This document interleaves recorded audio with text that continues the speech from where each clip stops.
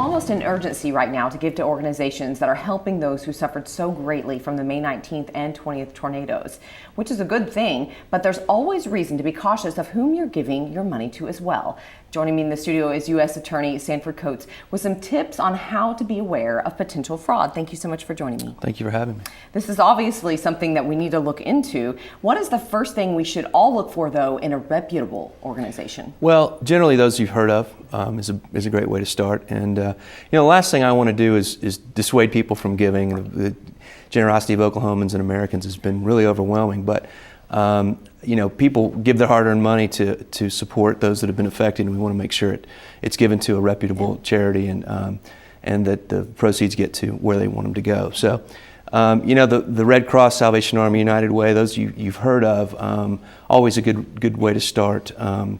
And it's also important that to realize that you do some homework. Make sure that you really look at who you're giving to, because unfortunately, there are those out there that will try to profit from this disaster and fraud and committing fraud and setting up false charities that might have a name that's pretty close to a reputable charity, and people think they're giving to say the United Way, but it's not really who that is. Wow! So make sure and check it out.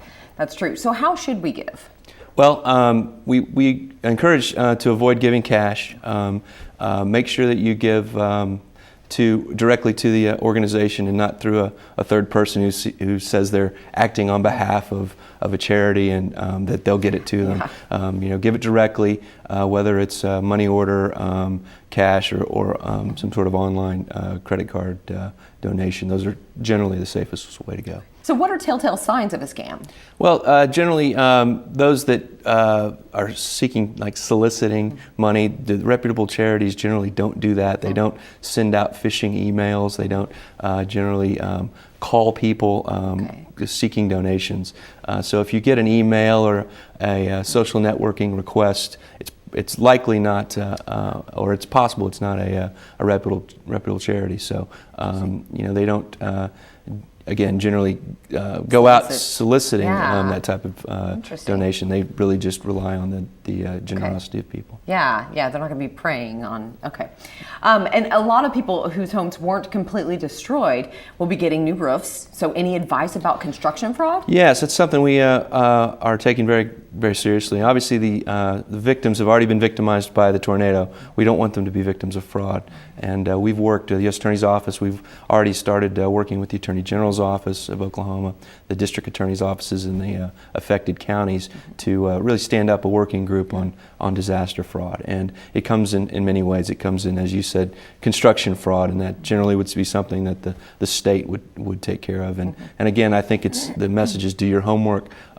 If someone's asking for a deposit immediately without you being able to do any research, be skeptical of that. There'll be people who might come out and say, you have to give me $10,000 to get on the list so you can get your roof first, and that's should be a red flag for you. The other type of fraud that we generally see in these disasters, unfortunately, is federal benefit fraud, and those that maybe through FEMA will put in a claim that they're not really entitled to. What should a person do if they're scammed or if they feel something is suspicious? Right, and it's we've heard it in national security in a lot of different ways, but it's true here too. If you see something, say something. If you feel like there's a possibility of fraud, somebody's said something bragging about it, which is common, that they've frauded the government, or you feel like maybe you gave to a charity that really wasn't reputable. Please say something or we can follow up on it. And we don't care if it's false leads. That if it's not true, great. That means there wasn't a fraud there, but at least we're following up on it. Yeah, definitely. And then obviously with the people who need new roofs and things like that, I know that the state provides a list of reputable companies, and then also I check with the Better Business Bureau. I'm sure those are great sources as well. Certainly.